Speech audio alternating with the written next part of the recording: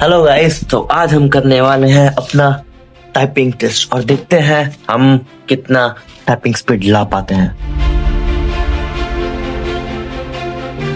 तो गाइस अभी हम देंगे अपना लाइव टेस्ट। तो गाइस सबसे पहले हम देंगे आरआरबी एनटीपी। तो गाइस अब आएगा बहुत मजा, क्योंकि इसमें अब हम बैक स्पेस यूज नहीं कर सकते और देखते हैं हमारी टाइपिंग स्पीड कितनी जाती है।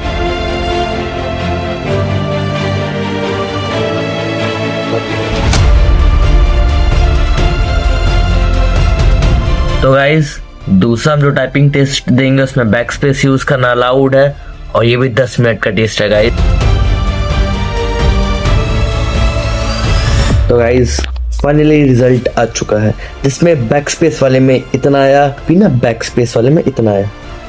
वीडियो पसंद आई हो तो लाइक करना।